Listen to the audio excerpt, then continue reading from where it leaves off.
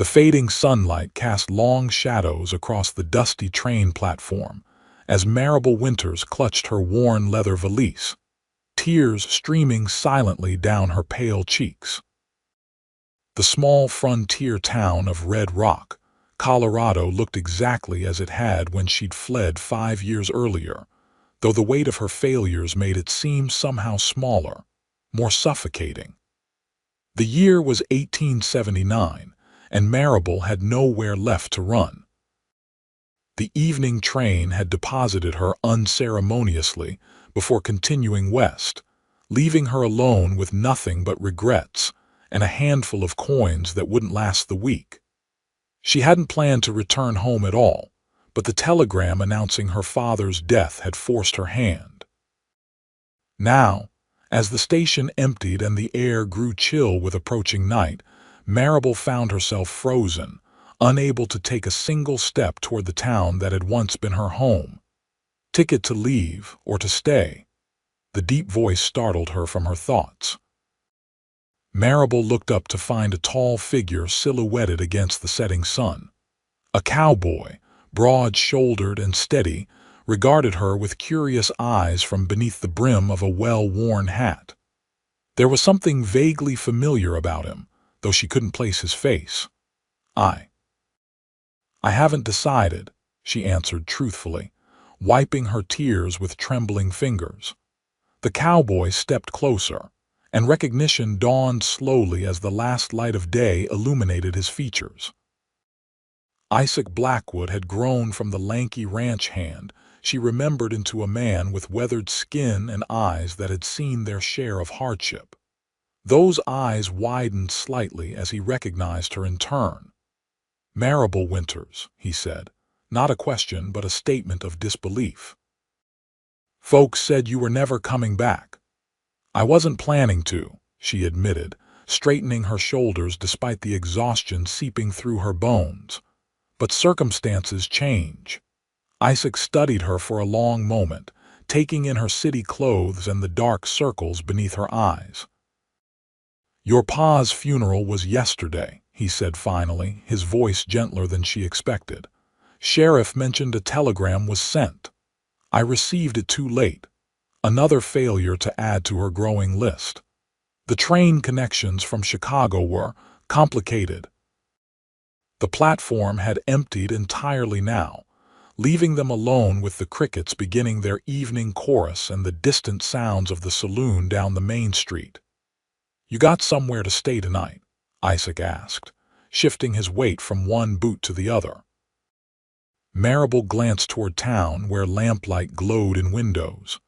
"The hotel, I suppose, if Mrs. Gunderson still runs it." "She does." Isaac nodded, then hesitated before adding, "But your family home is still standing. Your pa never sold it despite the offers.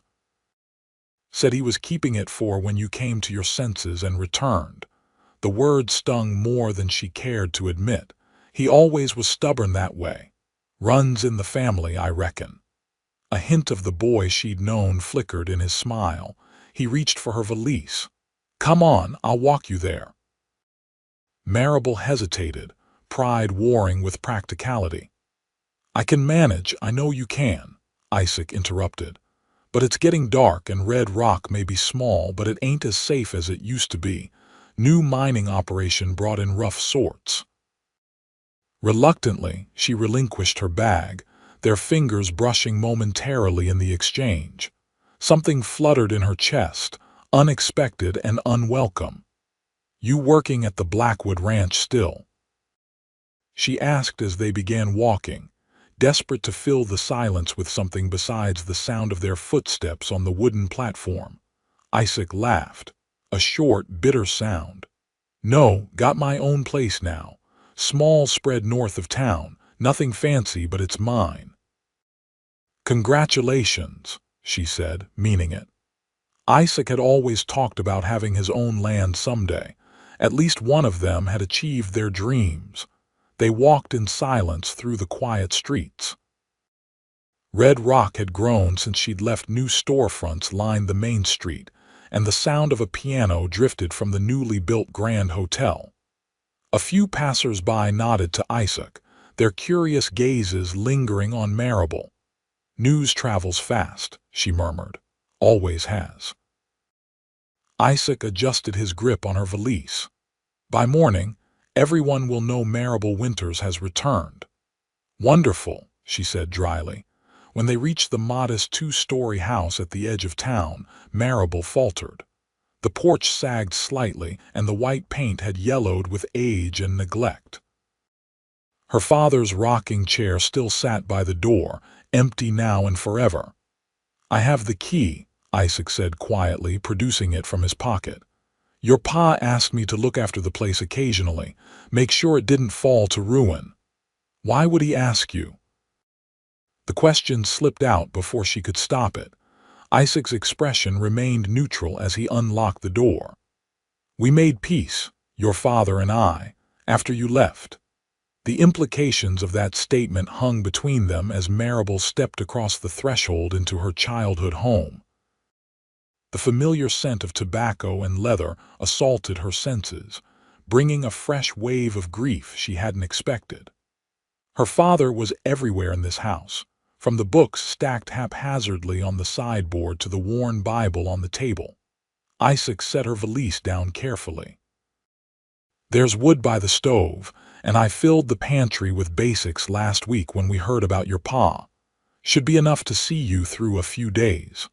Marable turned to him, suddenly overwhelmed by the kindness she didn't deserve. "Thank you, Isaac.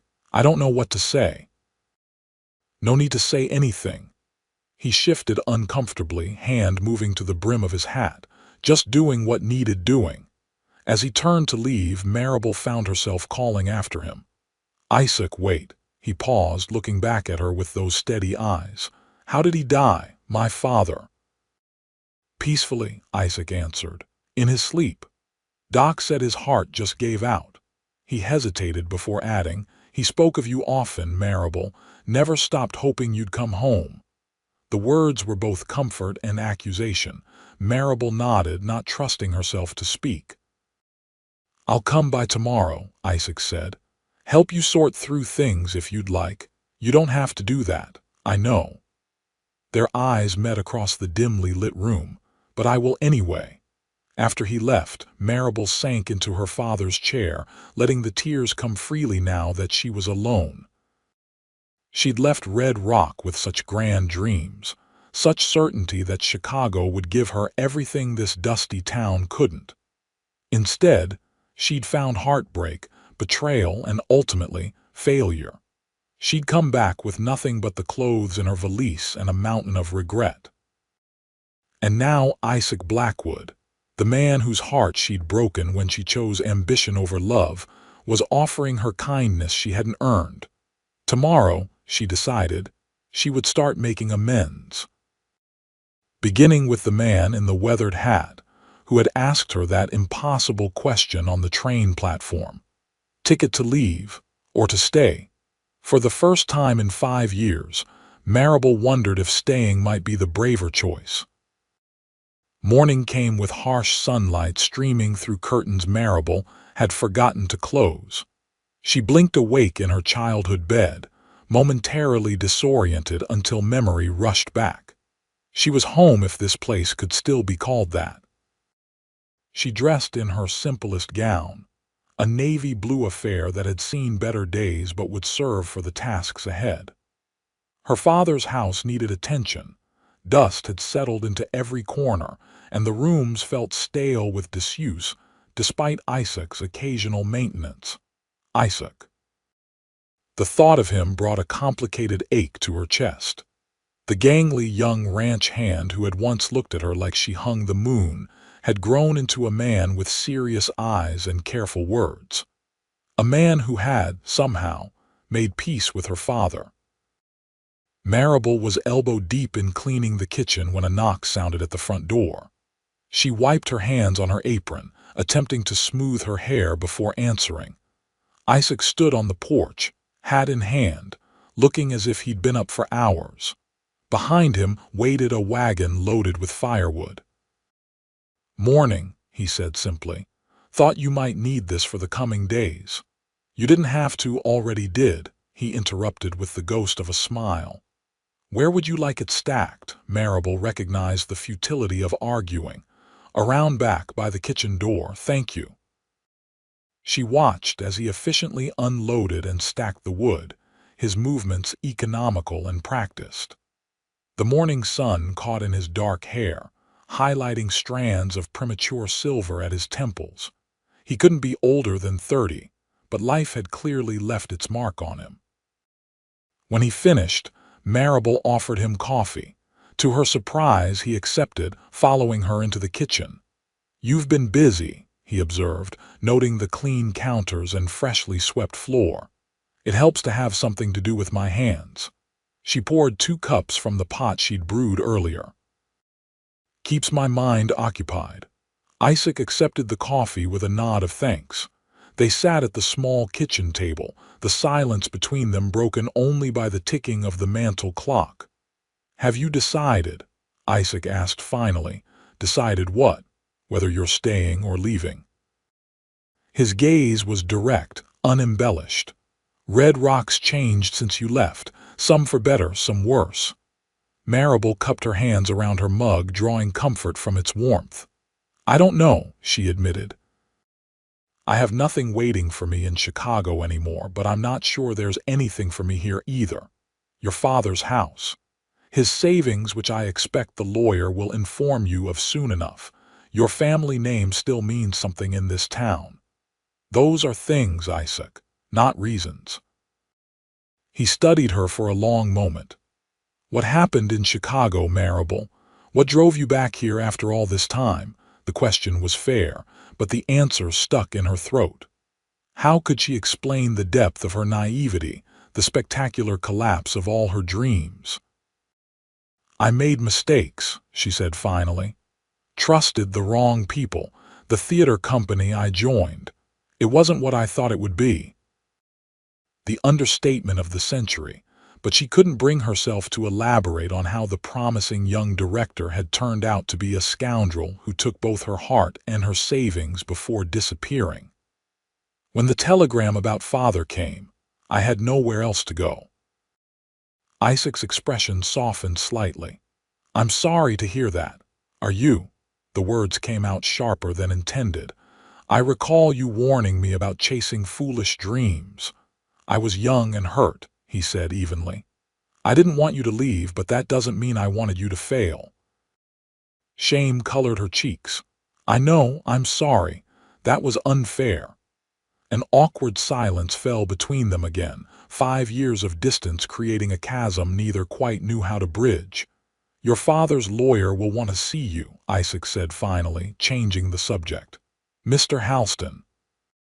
Office is still above the bank. I'll call on him today. Marable hesitated, then asked, Would you tell me what happened between you and my father? After I left, Isaac set his empty cup down carefully. Not much to tell. I was angry after you left, got myself into some trouble.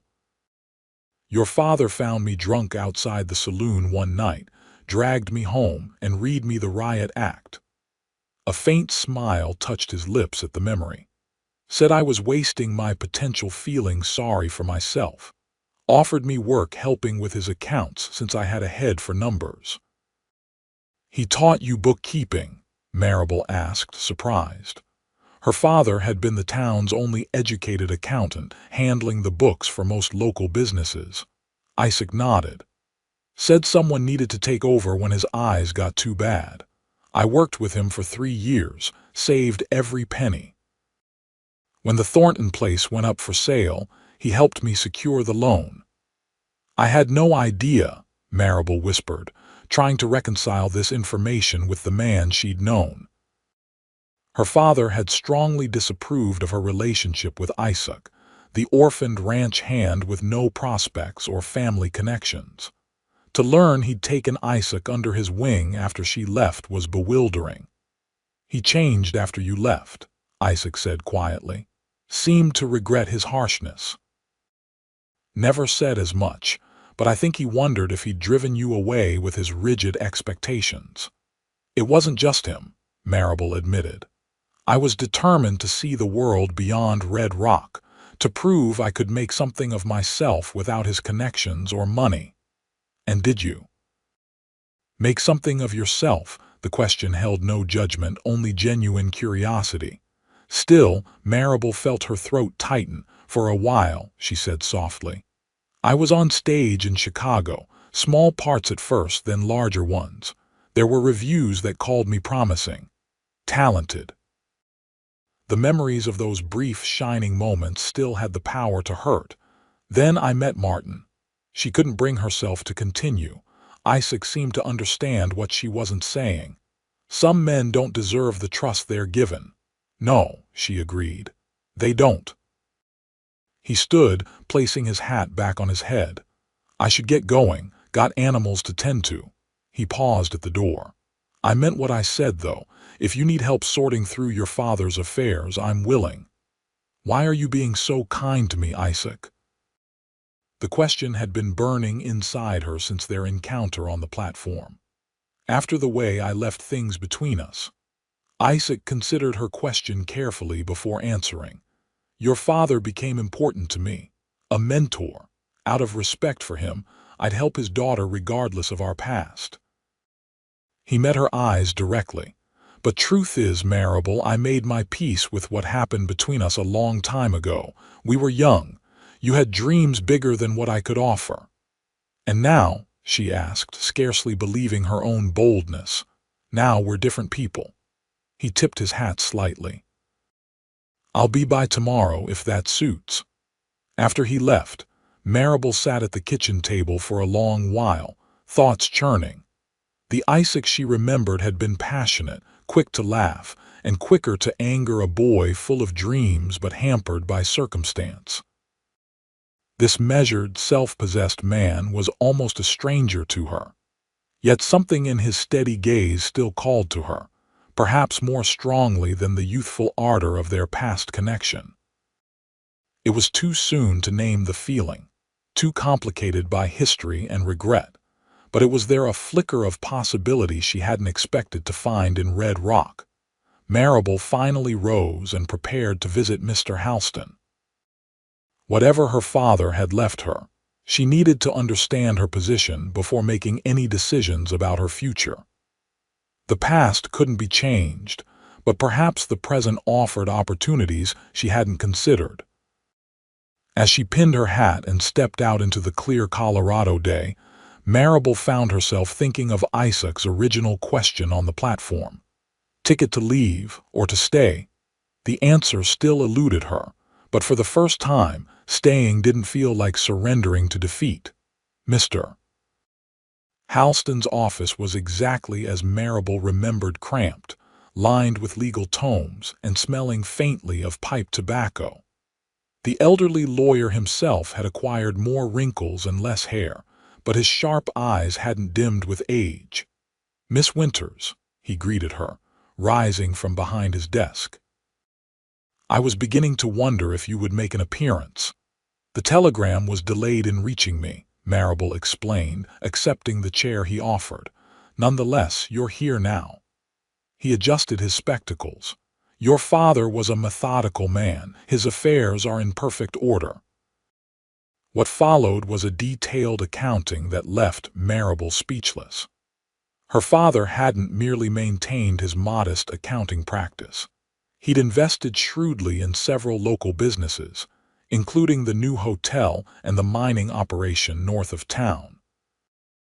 The house was fully paid for, and there was a substantial sum in the bank, enough that Marable need not work at all if she managed it carefully. There's one more matter, Mr. Halston said, extracting a sealed envelope from his desk drawer. Your father left this for you. Private correspondence that I was instructed to deliver personally. Marable's hands trembled slightly as she accepted the letter.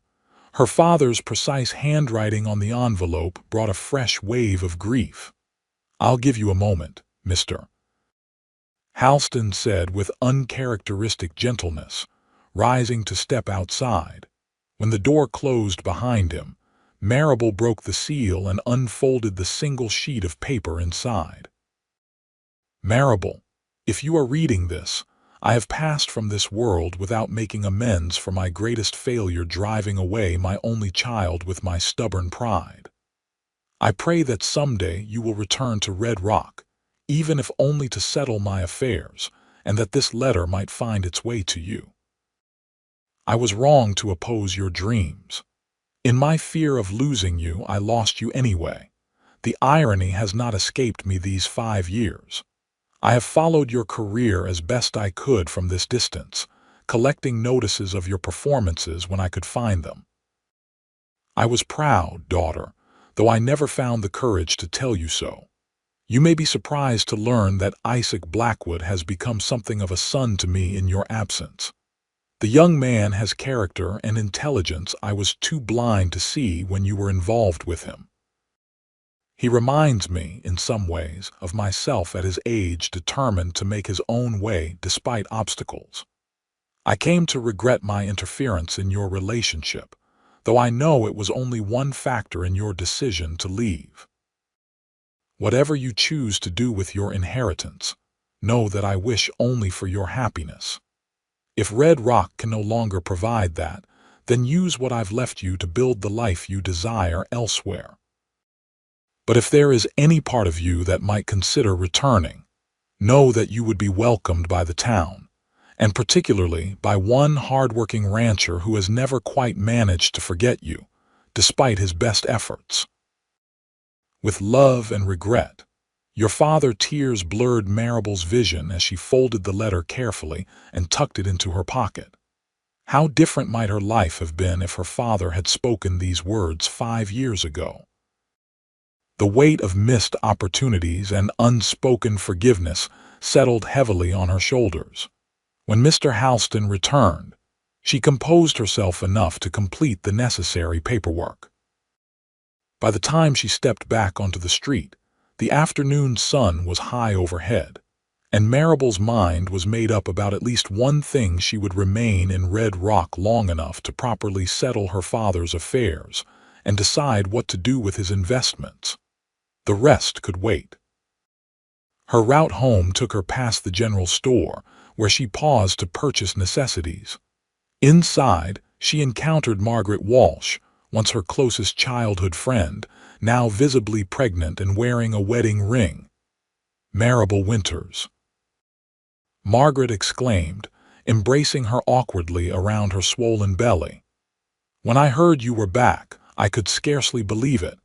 The genuine warmth in Margaret's greeting eased something tight in Maribel's chest. "It's wonderful to see you, Margaret, or should I say Mrs. Cooper," Margaret supplied with a proud smile. "Thomas Cooper, you remember him from school, took over his father's blacksmith shop 3 years ago." They chatted as Maribel selected her purchases, Margaret filling her in on town gossip and changes. As they prepared to part ways, Margaret touched Maribel's arm gently. "Will you stay?" she asked directly. "Red Rock's growing. The new mine manager's wife is starting a women's literary society, and the school needs a teacher badly since Miss Abernathy left to get married." "I don't know yet," Maribel admitted. "There's much to consider." Margaret nodded understandingly. "Well, I hope you will, and if you need anything at all, our house is just behind the smithy." The encounter left Maribel with an unexpected sense of connection. Perhaps not all bridges had been burned by her departure. As she continued home, laden with packages, a commotion from the direction of the saloon caught her attention. Raised voices and the sound of breaking glass spilled into the street. Maribel quickened her pace, having no desire to witness a brawl, but found her path blocked by 3 men who staggered from the establishment, clearly intoxicated despite the early hour. "Well, look-ye here," one of them slurred, noticing her.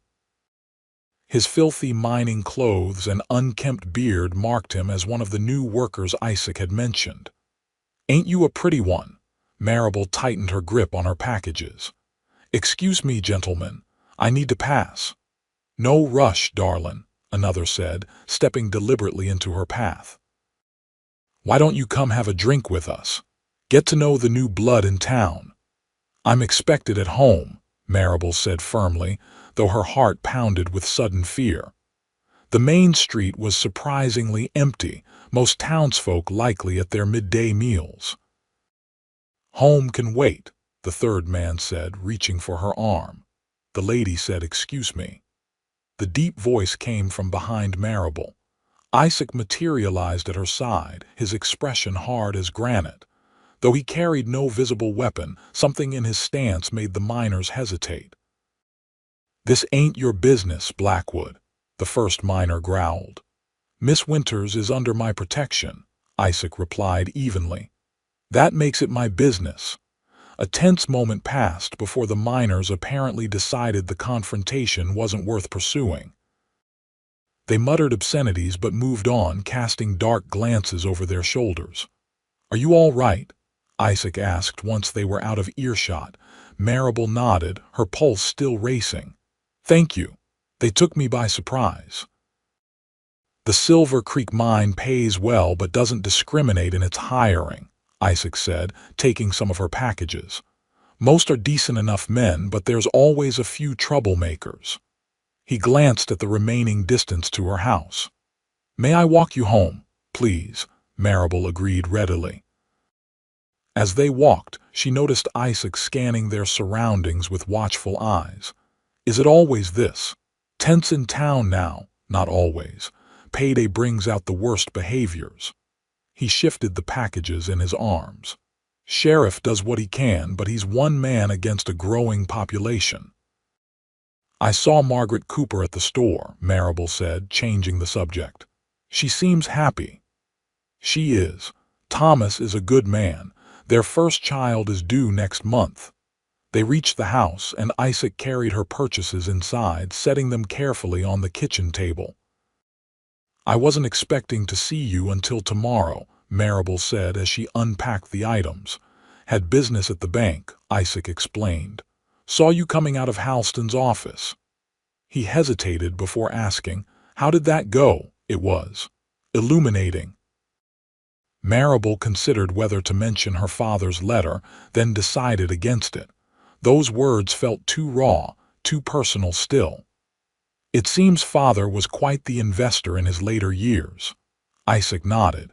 "He had good instincts for opportunity. Helped several businesses get their start, including mine." "Your ranch?" "Partly that. I also do the books for most businesses in town now. Took over your father's clients when his eyesight began failing." Isaac leaned against the doorframe, arms crossed. "It provides steady income when the cattle market fluctuates." Marable looked at him with newfound appreciation. "You've built quite a life for yourself." "I've been fortunate," he acknowledged. "Your father's guidance made a difference." The mention of her father reminded Marable of the miners. "Those men seem to know you." A shadow crossed Isaac's face. "I had some trouble with their foreman last month. Caught him mistreating his horse outside the livery. Words were exchanged. Just words." Marable raised an eyebrow, remembering the quick temper of his youth. Isaac's mouth quirked slightly. "Maybe a bit more than words." Sheriff intervened before it got serious.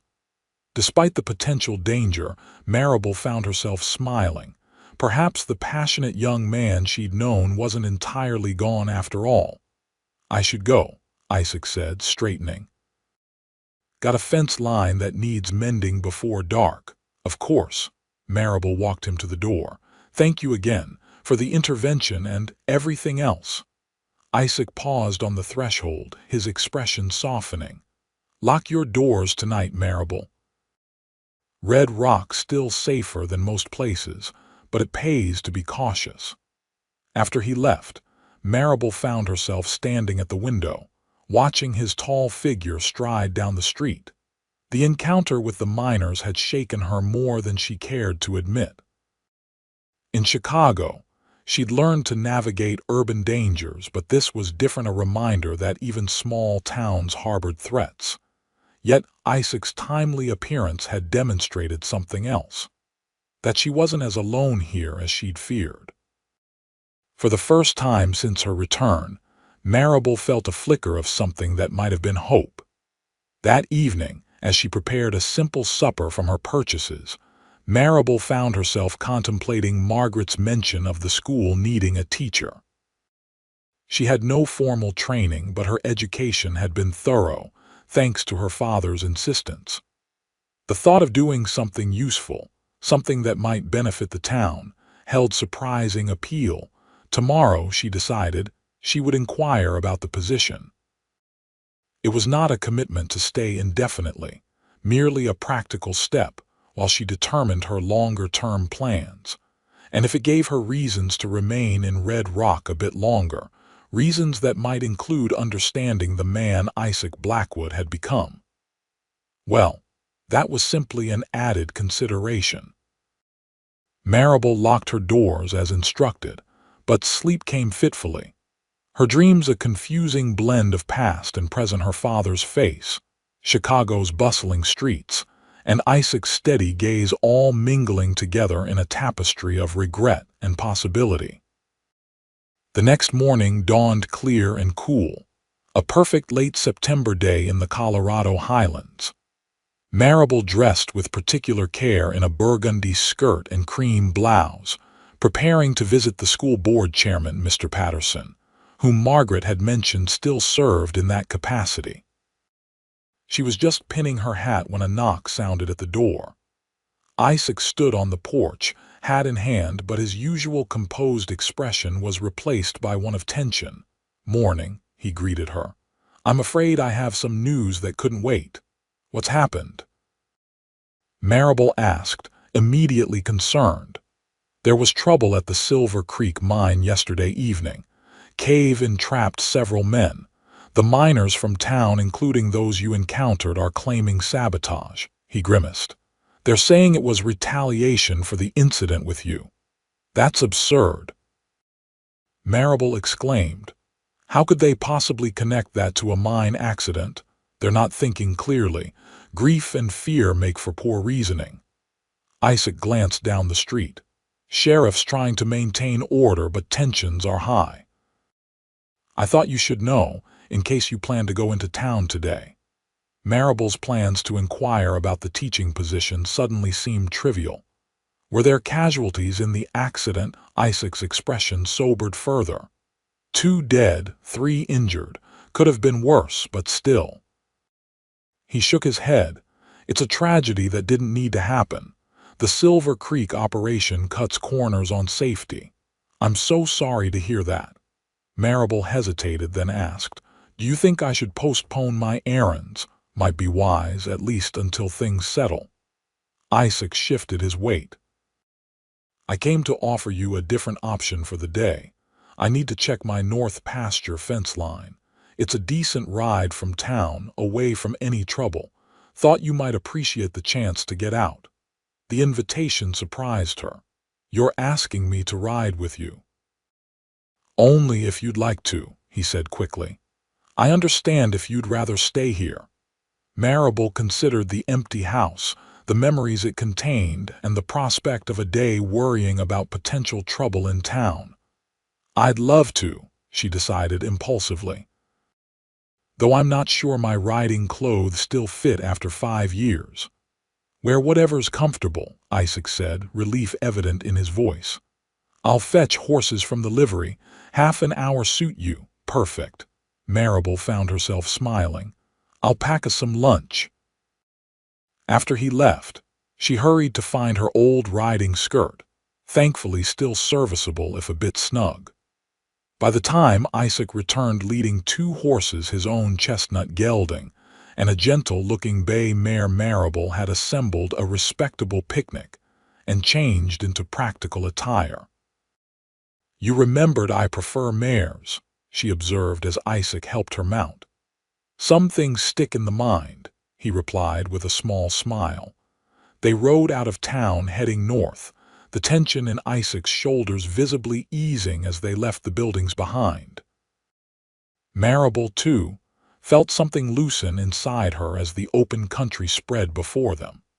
She'd forgotten the sheer beauty of this land, the way the mountains rose in the distance, the clarity of the air, the the vastness of the sky. "I didn't realize how much I missed this," she admitted as they rode side by side along a well-worn trail. Isaac glanced at her. "The city doesn't offer much in the way of open spaces, I imagine." "No, everything is crowded, hemmed in by buildings and people." Marable took a deep breath of the clean mountain air. "Even the parks feel contained." "Couldn't do it," Isaac said, shaking his head. "Need room to breathe." They rode in companionable silence for a while, the rhythmic sway of the horses soothing. Occasionally, Isaac would point out changes to the landscape, a new homestead in the distance, a creek that had changed course after last spring's floods. By midday, they reached Isaac's north pasture, a gently rolling expanse of grassland bordered by aspen groves just beginning to turn golden with autumn. A split-rail fence marked the boundary, and Isaac dismounted to inspect a section that had been damaged by fallen branches. Marable slid from her mare's back, stretching muscles unaccustomed to riding. "Can I help?" Isaac looked surprised by the offer but nodded. "Hold these in place while I secure them," he instructed, indicating the replacement rails he'd brought along. They worked together efficiently, Marable's city-soft hands soon acquiring splinters she ignored. There was satisfaction in the physical labor, in seeing tangible results from their efforts. When the fence was repaired, Isaac suggested they eat by a small stream that cut through the property. Under the dappled shade of aspens, they spread the simple meal Marable had packed: bread, cheese, apples, and cold chicken. Isaac produced a canteen of sweet water from his saddlebag. "Your land is beautiful," Marable said, surveying the peaceful scene. "How many acres?" 160, Isaac replied. "Homestead claim originally, but I purchased adjoining parcels when I could, running 40 head of cattle now plus a few horses. Impressive for 5 years' work." "It's a start." He took a bite of apple, considering the rolling hills. "Need at least twice that to make it truly viable long-term." Marable studied his profile as he gazed across his domain. The boy she'd known had dreamed of land, but vaguely, without specific plans. This man had clear vision and the patience to achieve it incrementally. "What about you?" Isaac asked, turning those steady eyes on her. "What are your plans now?" Marable picked at a blade of grass. "Honestly, I'm not sure. I thought about inquiring about the teaching position at the school." Isaac nodded thoughtfully. "You'd be good at it. Always had a way with words and ideas." "It would only be temporary," she felt compelled to add, "until I decide where to go next, of course." His tone was neutral, but something flickered in his expression. "Red Rock's just a stopping point." "I didn't say that," Marable protested. "You didn't have to." Isaac packed away the remains of their lunch with efficient movements. "You never wanted to stay here, Marable. That hasn't changed, has it?" The direct question caught her off guard. I don't know," she admitted. 5 years ago, I was certain leaving was the right choice. Now, after everything that happened in Chicago." She trailed off, unable to articulate the complicated tangle of her feelings. Isaac seemed to sense her distress. "I shouldn't have pushed," he said more gently. "Whatever you decide, it's your choice to make. What would you do?" Marable asked suddenly. "If you were me," he considered the question seriously, "I'd give myself time. Red Rock isn't going anywhere, neither are your opportunities elsewhere." He met her eyes directly. "But I'd be honest with myself about what I truly wanted, not what I thought I should want." The insight struck uncomfortably close to home. How much of her original departure had been about genuine dreams, and how much had been about proving something to her father, to Isaac, to herself? Before she could respond, the distant sound of approaching hooves drew their attention. A rider appeared over the hill, pushing his horse hard. Isaac was on his feet instantly, hand moving to his side where Marable now noticed He wore a holstered revolver partially concealed by his coat. The rider, a young ranch hand Marable didn't recognize, reined his lathered horse to a stop nearby. "Mr. Blackwood, sheriff sent me to find you," the boy gasped. "There's trouble in town. The miners are riled up, blaming townspeople for the cave-in. They've taken over the saloon, making threats." Isaac's expression hardened. "Anyone hurt?" "Not yet, but sheriff says it's just a matter of time. He's deputizing men he trusts."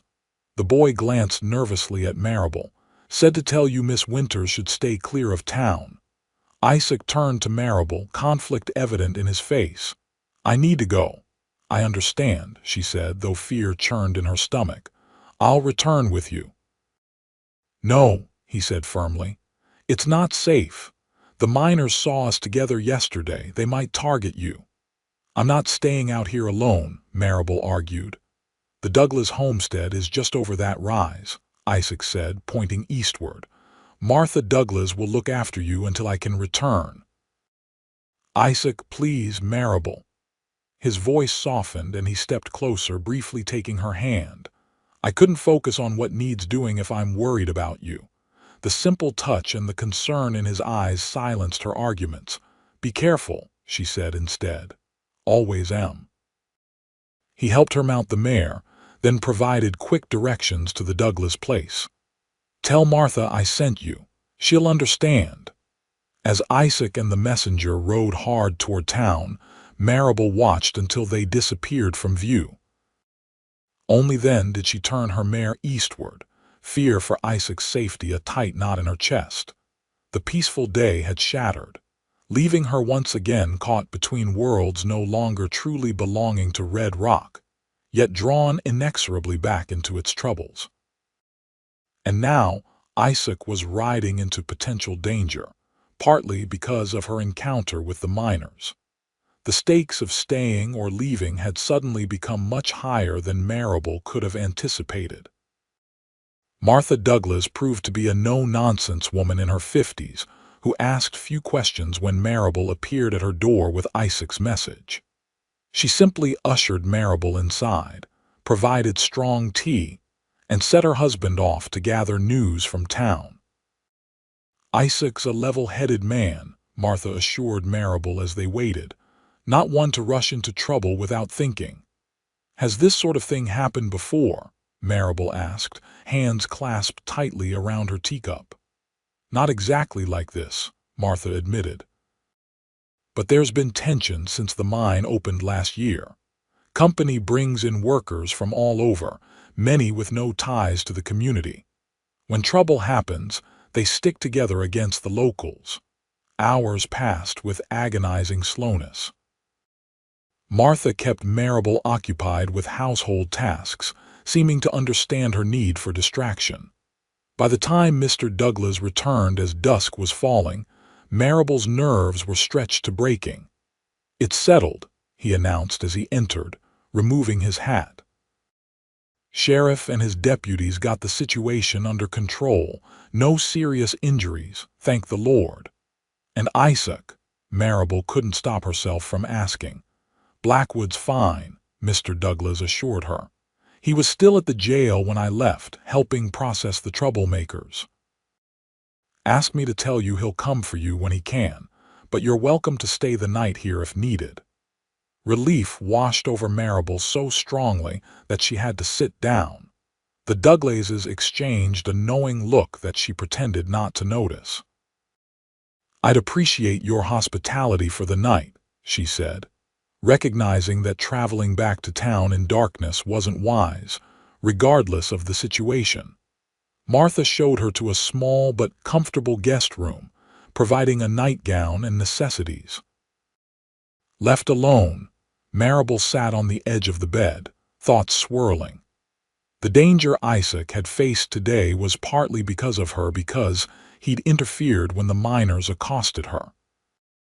Yet he'd never hesitated to ride toward that danger when called, just as he hadn't hesitated to offer her kindness upon her return, despite their complicated past. For the first time, Marable allowed herself to truly consider what leaving Red Rock had cost her 5 years ago.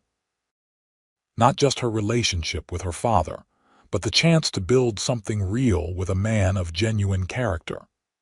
She'd been so certain that adventure and opportunity awaited her elsewhere that she dismissed the possibility of finding fulfillment here. Chicago had offered excitement, yes, and for a time, success on the stage. But it had never given her the sense of belonging she'd taken for granted in Red Rock.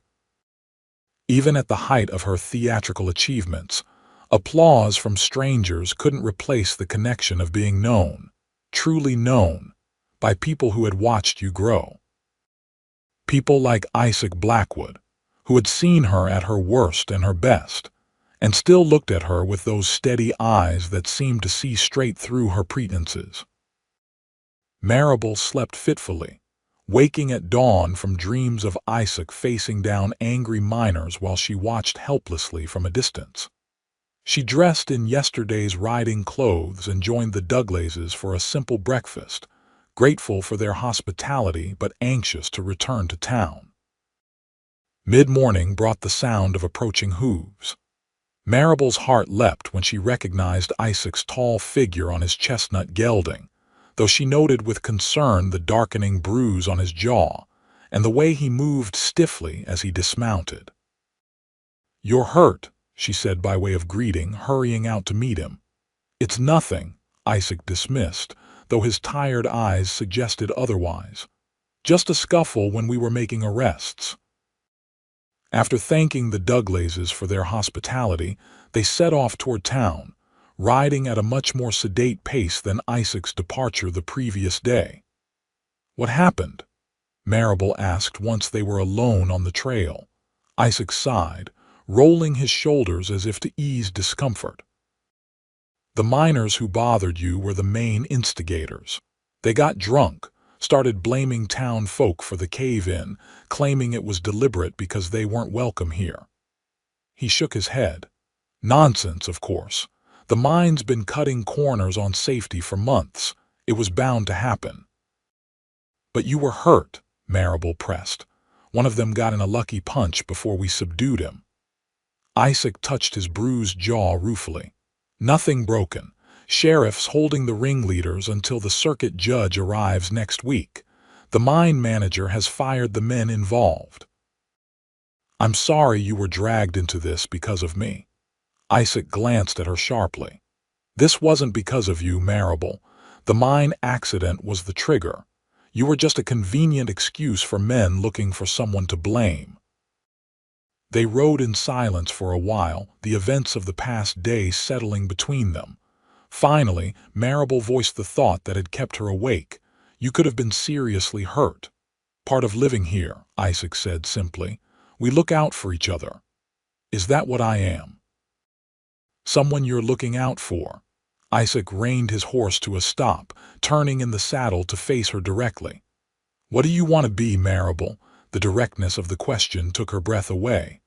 "I don't know," she admitted. "When I arrived, I thought I'd settle father's affairs and leave again. Now," she gestured helplessly, "everything feels more complicated. Because of what happened yesterday." "Because of you," Marable said softly. "Because being around you reminds me of things I thought I'd left behind." "Good things." Isaac's expression softened. "I won't pressure you, Marable. You have decisions to make that are yours alone." He urged his horse forward again. "But know that whatever you decide, there are people here who care what happens to you, not just me." The rest of the ride passed in thoughtful silence. As they approached town, Marable could see evidence of yesterday's disturbance, broken windows at the saloon being repaired. Townsfolk gathered in small groups talking solemnly. When they reached her house, Isaac helped her dismount, his strong hands at her waist bringing a rush of memories from years ago.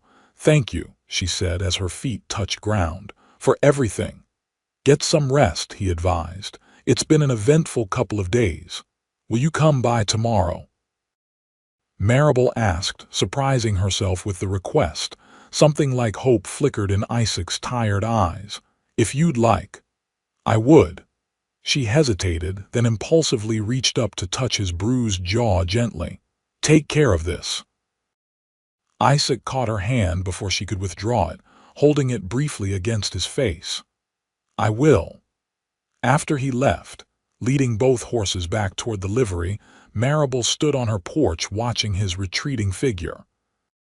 Whatever she had expected upon returning to Red Rock, it hadn't been this gradual, inexorable pull toward a man she'd once left behind.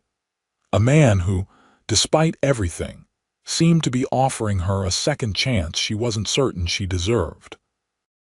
The next morning, Marable rose early and walked to the school building at the edge of town.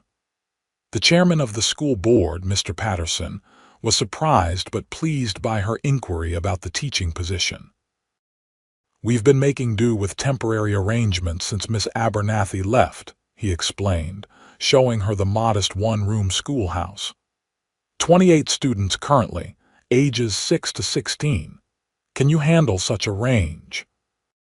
"I believe so," Marable said, surveying the rows of desks and the well-worn books. "I've had experience with children of various ages." This was stretching the truth. Her only teaching experience had been helping younger cast members with their lines in Chicago, but she was confident in her abilities. "The position pays $35 monthly, with lodging included if needed," Mr. Patterson continued. "Though I understand you have your father's house." "Yes, I do," Marable confirmed. "When would you need me to start?" "Monday next, if possible." "The children have had too many disruptions already." Marable took a deep breath. "I can start Monday," she agreed. "Though I should mention that I haven't made a permanent decision about remaining in Red Rock. I can commit through Christmas, at least." Mr. Patterson seemed satisfied with this arrangement. "We'll reassess then. In the meantime, I suggest you review our curriculum materials." He indicated a shelf of textbooks. "Feel free to borrow what you need to prepare." Leaving the schoolhouse with an armful of books and a mix of excitement and trepidation, Marable nearly collided with Isaac, who was crossing the street toward her. "I see you went ahead with the teaching inquiry," he observed, taking some of the books from her. "News travels fast," Marable said, unsurprised. "Mr. Patterson just hired me starting Monday. Congratulations." Isaac fell into step beside her as they walked toward her house. "The children will be fortunate to have you." "I'm not certain about that yet," Marable admitted. "I've never formally taught before. You'll learn quickly."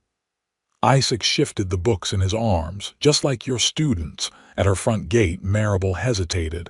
"Would you like to come in? I could make coffee." Isaac glanced at the position of the sun. "I have time," he agreed. Inside, as Marable prepared coffee, Isaac examined the textbooks he'd carried. "McGuffey's Readers," he noted. "Your father taught me with these same books." "He tutored you?" Marable asked, surprised. 3 evenings a week for nearly 2 years, Isaac confirmed. "Said my natural intelligence was being wasted on my limited education." Marable handed him a steaming cup. "He never mentioned that to me." "It started after you left," Isaac explained, "though we'd begun working together on his accounts before that. He kept it quiet at first, thought some clients might object to him training potential competition." They settled at the kitchen table, the textbooks between them. Marable found herself studying Isaac's face, seeing new depths in the man he'd become. "You cared for him," she said softly. "My father." "I did." Isaac met her gaze steadily. "He was hard, sometimes even harsh, but always fair. He saw potential in me that others missed." "Including me," Marable acknowledged. "I knew you were smart, but I never imagined." She gestured at the evidence of how far he'd come. "We were young," Isaac said, echoing his earlier statement, "both finding our way." "And now," Marable asked, "have you found your way?" Isaac considered the question seriously. Parts of it I have land, a growing business, respect in the community. He turned his coffee cup slowly. Other aspects remain unresolved. The air between them seemed to thicken with unspoken possibilities. Marable found herself holding her breath, waiting for him to continue. A knock at the door broke the moment. Marable rose to answer it, finding Sheriff Miller on her porch, hat in hand. "Miss Winters," he greeted her. "Sorry to disturb you. Is Blackwood here?" Saw his horse outside the livery. "I'm here, Sheriff," Isaac said, appearing behind Marable. "Problem? Telegraph came through from Denver. Circuit judge can't make it next week after all. Storm damaged the pass." The sheriff looked troubled. "I can't hold those miners much longer without charges being filed." "You're not considering releasing them?" Isaac asked sharply. "Don't have much choice, legally speaking." Sheriff Miller shifted uncomfortably. "Thought you should know, given your involvement." "When?" Isaac's voice had hardened. "Tomorrow morning. I've extracted promises they'll leave town immediately. Mine managers paying them off to avoid trouble." After the sheriff left, Marable turned to find Isaac's expression tense with concern. "You're worried they'll cause more problems," she observed. "Men like that rarely leave quietly when they think they've been wronged." Isaac reached for his hat. "I should go. Need to alert some of the other ranchers, make sure everyone stays vigilant until those men are well away from Red Rock." "Will you be careful?" Marable asked, unable to keep worry from her voice. Isaac's expression softened slightly. "Always am." He hesitated at the door. "Lock up tonight. I'll check on you tomorrow after they've gone." That night, Marable found concentration on her teaching preparations impossible. Her thoughts kept returning to Isaac, his concern for the town's safety. The way responsibility sat naturally on his shoulders, the unfinished conversation at her kitchen table. She remembered her father's letter, tucked away in her bureau drawer. "One hard-working rancher who has never quite managed to forget you, despite his best efforts." Had Isaac truly never forgotten her? The thought both thrilled and terrified her. She had left him once, believing bigger dreams awaited elsewhere. What right did she have to re-enter his life now, especially when she still couldn't promise to stay? Yet the connection between them seemed to strengthen with each encounter, pulling her toward possibilities she hadn't allowed herself to consider upon her return. Morning brought no clarity, only increasing anxiety as Marable imagined the miners being released. Would they truly leave town peacefully? Or would Isaac and others face danger ensuring they did?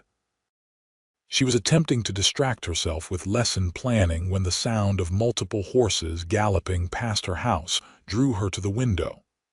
A group of riders, townsmen she recognized, were heading toward the north road at speed. Heart pounding, Marable grabbed her shawl and hurried outside. Her neighbor, elderly Mrs. Hawkins, was also on her porch looking concerned. "What's happening?" Marable called to her. "Trouble at Blackwood's ranch," Mrs. Hawkins replied grimly. "Those miners they released this morning headed straight there instead of leaving town. Set fire to his barn, they're saying." The world seemed to tilt beneath Marable's feet. "Isaac, is he no word?" Mrs. Hawkins said. "Those men are riding to help." Without conscious thought, Marable found herself hurrying toward the livery stable. The owner, Mr. Jenkins, was saddling a horse when she arrived. "I need a horse," she told him breathlessly. "Immediately." Mr. Jenkins looked at her in surprise. "You're not thinking of riding out there, Miss Winters. It's dangerous. Sheriff's deputized men to handle it, please," Marable insisted. "I need to know Isaac is safe." Something in her expression must have convinced him. "Take the bay mare you rode yesterday," he said after a moment's hesitation. "She knows the way to Blackwood's place."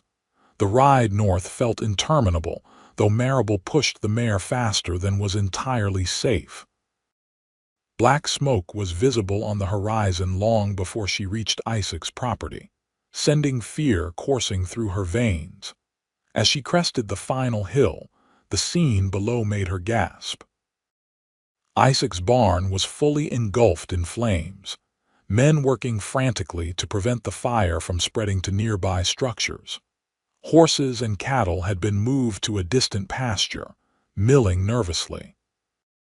Marable scanned the figures desperately, finally spotting Isaac directing the firefighting efforts, his face blackened with soot but very much alive.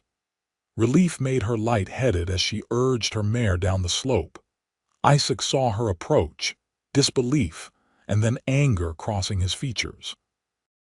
He strode to meet her as she dismounted. "What are you doing here?" he demanded, gripping her arms. "It's not safe." "I heard what happened," Marable said, her voice shaking. "I had to know you were all right." His expression softened slightly, though concern still lined his face. "I'm fine. Property damage only, thank God. We got the livestock out in time." "The miners, long gone," Isaac said grimly. "Sheriff and some men are tracking them, but they had a head start." Around them, the firefighting efforts were succeeding, the blaze gradually coming under control as men formed bucket chains from the nearby stream. The barn was clearly a total loss, but they'd managed to save the other outbuildings and Isaac's modest house. "You shouldn't be here," Isaac repeated, more gently now. "But I'm grateful to see you're safe. I was worried they might target you too." The realization that he'd been concerned for her safety even while his livelihood burned struck Marable powerfully. This was what it meant to be part of a community, this mutual concern, this rushing toward danger to help others. It was what she'd lost in Chicago, where neighbors often didn't know each other's names and certainly wouldn't risk themselves for one another. "I can help," she insisted. "Tell me what to do." Isaac studied her face for a moment, then nodded. "We'll need food and drink for the men. There's a pump behind the house. My housekeeper, Mrs. Torres, is inside. She'll show you what needs doing." For the next several hours, Marable worked alongside Mrs.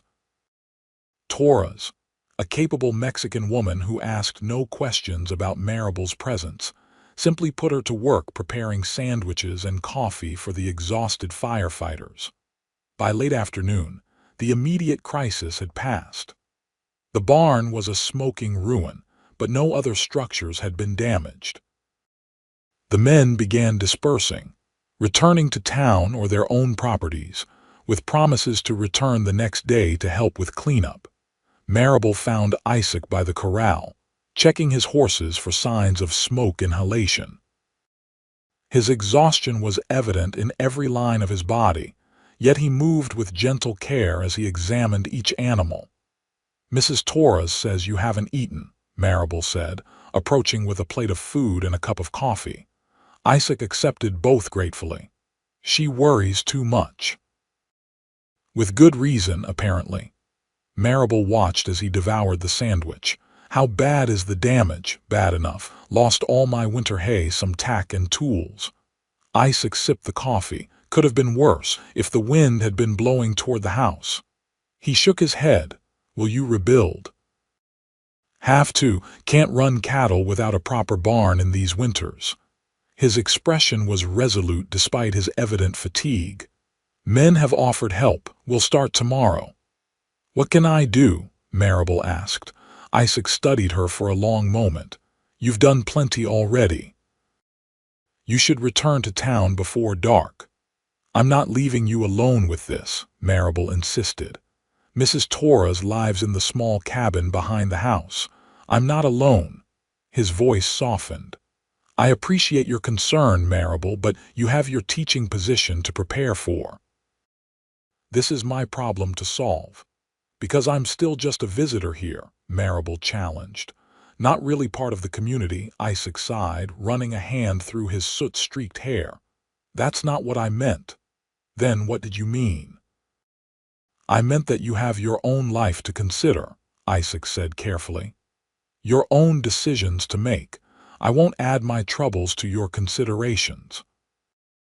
Marable realized with sudden clarity what he was doing, trying to protect her from feeling obligated, from making choices based on his needs rather than her own desires. It was exactly the kind of thoughtfulness that had drawn her to him all those years ago, and that now made her heart ache with renewed emotion. "What if I want to help?" she asked softly. "What if being here, seeing what happened today, seeing how people came together has clarified things for me?"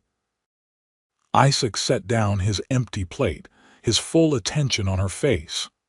"Clarified what, exactly?" "That I've been looking for belonging in all the wrong places," Marable said, the words coming more easily than she'd expected. "That maybe what I've been searching for has been here all along." Hope flickered in Isaac's tired eyes, quickly guarded. "You don't have to decide anything right now, Marable. Certainly not because of this." He gestured toward the smoldering barn. "It's not because of the fire," she insisted. "It's because of you. Because of how you've treated me since I returned, with kindness I didn't deserve. Because despite everything, you still look at me like—" She faltered. "Like what?" Isaac asked quietly. "Like I'm worth waiting for," Marable whispered. "Even when I don't believe it myself." Isaac stepped closer, his expression more open than she'd seen since her return. "You've always been worth waiting for, Marable. That never changed." The admission hung between them, fraught with years of separation and the uncertainty of the future.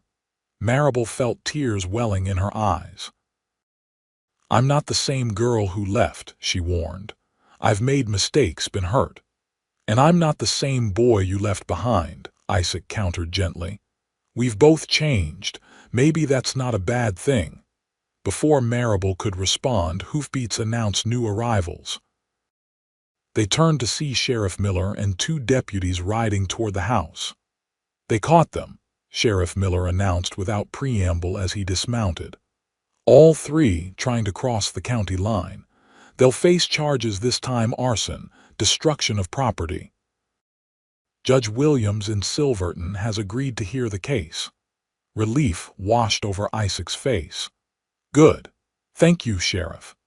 As the lawmen declined offers of food and departed to escort their prisoners to the neighboring county's jail, twilight began to settle over the ranch. Marable became aware of how late it had grown. "I should return to town," she said reluctantly. "It's getting dark." Isaac nodded, though he seemed equally reluctant. "I'll ride with you. Not safe on the roads alone, especially after today." "You're exhausted," Marable protested. "You need rest." "I'll rest after I see you safely home," Isaac insisted, his tone brooking no argument. They rode in companionable silence as stars began appearing in the darkening sky. The events of the day seemed to have shifted something fundamental between them, creating a quiet intimacy that required no words. When they reached her house, Isaac dismounted to help her down, his hands lingering at her waist slightly longer than necessary. "Thank you," Marable said, looking up at him in the dim light from her porch lamp, "for everything." "I should be thanking you," Isaac replied. "You didn't have to come today." "Yes, I did." She gathered her courage. "Isaac, about what I said earlier." "You don't need to explain," he interrupted gently. "It's been an emotional day." "That doesn't make it any less true," Marable insisted. "I meant what I said. Being here with you, it's helping me understand what I really want." Isaac studied her face, caution and hope warring in his expression. "And what is it you want, Marable?" "Time," she answered honestly.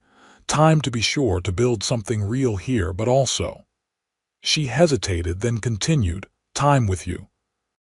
To see if what's still between us could grow into something lasting." The smile that spread across Isaac's tired face was like sunrise breaking over the mountains. "Time I can give," he said softly. "As much as you need."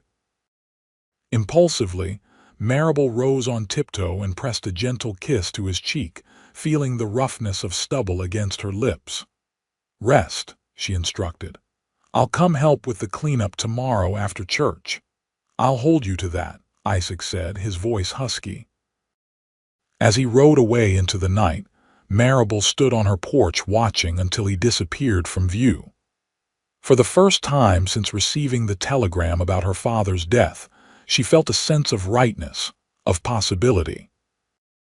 The ticket to leave or stay was still in her hands, but the choice was becoming clearer with each passing day. The next 6 weeks passed in a whirlwind of activity. Marable threw herself into her teaching duties, discovering an unexpected talent for engaging children of various ages and abilities. The schoolhouse quickly became a place of genuine learning and occasional laughter, the students responding to her creative approaches and sincere interest in their progress. Meanwhile, Isaac's barn rose steadily from the ashes, the community coming together as promised to help with the rebuilding. Marable spent her Saturdays at the ranch, sometimes cooking for the workers, other times helping with simpler construction tasks. Isaac had initially protested her involvement, but quickly recognized her determination was not to be denied. Their relationship evolved cautiously during this time. Shared meals, conversations that stretched late into evenings, occasional rides across his expanding property. Each interaction deepened their understanding of the adults they had become while strengthening the connection that had never fully disappeared. Isaac began escorting Marable to church on Sundays, an arrangement that prompted knowing smiles from townspeople but no outright gossip. Red Rock respected Isaac Blackwood too much to meddle in his private affairs, and Marable's dedication to her students had quickly earned her renewed acceptance in the community. The miners who had burned Isaac's barn were convicted at their trial in Silverton, sentenced to 5 years in the territorial prison. The Silver Creek mine, under pressure from townspeople and facing scrutiny after the cave-in, instituted better safety measures and more careful hiring practices. Tensions gradually eased as winter approached. By mid-November, as the first snows dusted the mountains, Marable had made her decision. She informed the school board that she would remain through the end of the school year in May, with the possibility of continuing beyond that. The announcement was met with approval and relief, particularly from parents who had seen their children flourish under her guidance. On a crisp Saturday afternoon, with the rebuilt barn finally completed, Isaac invited Marable to join him for a celebratory ride. They followed a trail up into the foothills, the leafless aspens stark against the snow-topped mountains beyond. When they reached a plateau overlooking the valley, Isaac dismounted and helped Marable down from her mare. The view was breathtaking. His ranch spread below them, the town of Red Rock in the distance, all framed by the magnificent Rocky Mountains. "I come here sometimes to think," Isaac said, standing close beside her in the clear, cold air, "to remind myself how far I've come." "It's beautiful," Marable breathed, drawing her coat closer against the chill. "I bought this section last month," Isaac told her. 50 more acres, including this overlook." Marable glanced at him in surprise. "You're expanding again." "Always planned to," he replied. "Just accelerated the timeline a bit. Because of the fire." Isaac shook his head, meeting her eyes directly. "Because of you," Marable's breath caught. "Me, seeing you with the children, watching you build a life here. It made me think about the future more concretely." Isaac took her gloved hand in his. "I've been cautious, Marable, not wanting to push to make you feel pressured while you were deciding about staying." "I understand why," she said softly, "but I need you to know where I stand," Isaac continued. "I loved you 5 years ago, not fully understanding what that meant. Now, knowing the man I've become and the woman you are, I love you more deeply than I thought possible." Tears sprang to Marable's eyes, crystallizing in the cold air. "Isaac, you don't have to say anything," he assured her quickly. "I just wanted you to know, whatever you decide about your future, whether it includes me or not, Red Rock or not, my feelings won't change." Marable stepped closer, looking up into his earnest face. "Do you remember that day on the train platform, what you asked me?" Isaac nodded. "Ticket to leave or to stay?" "I've thought about that question every day since," Marable said, "and I've realized something important." She reached up to touch his face gently. "The ticket was never about a place. It was about a choice between running away and having the courage to build something lasting." Hope bloomed in Isaac's eyes. "And what have you decided?" "That I want to stay," Marable said simply. "Here in Red Rock, with you if you'll have me." The smile that transformed Isaac's face was like nothing Marable had ever seen, pure joy unrestrained by the caution he'd maintained since her return. "If I'll have you," he repeated incredulously.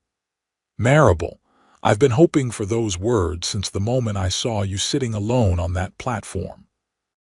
He drew her into his arms then, his lips finding hers in a kiss that spoke of longing finally fulfilled, of patience rewarded.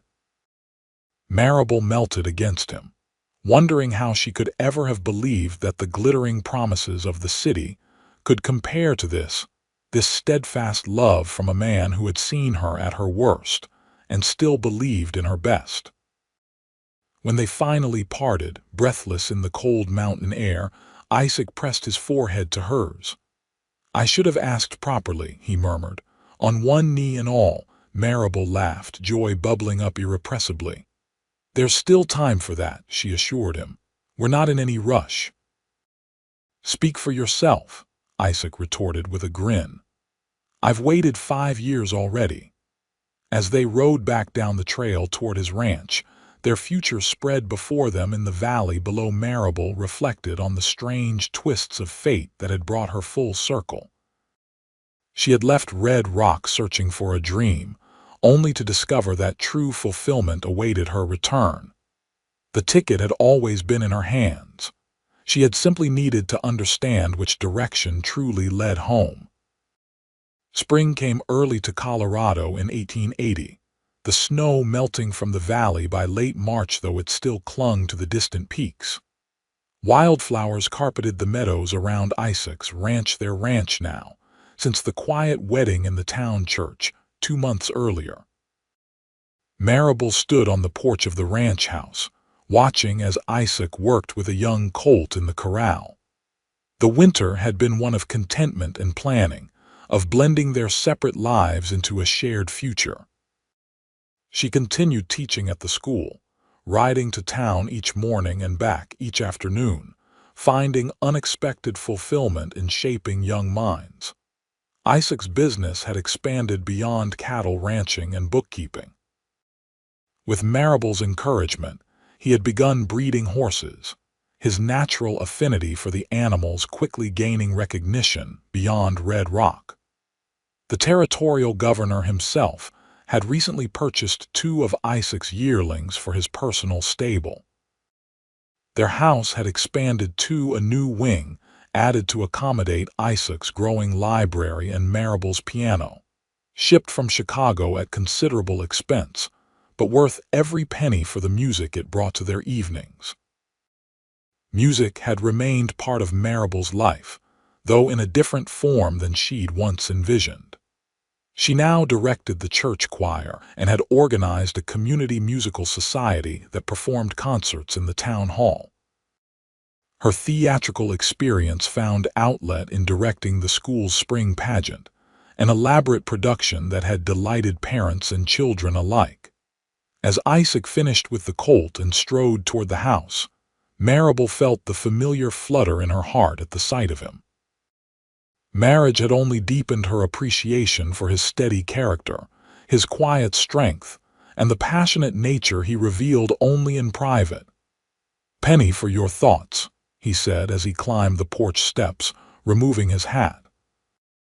"I was just thinking how fortunate we are," Marable replied, accepting his quick kiss, "to have found our way back to each other.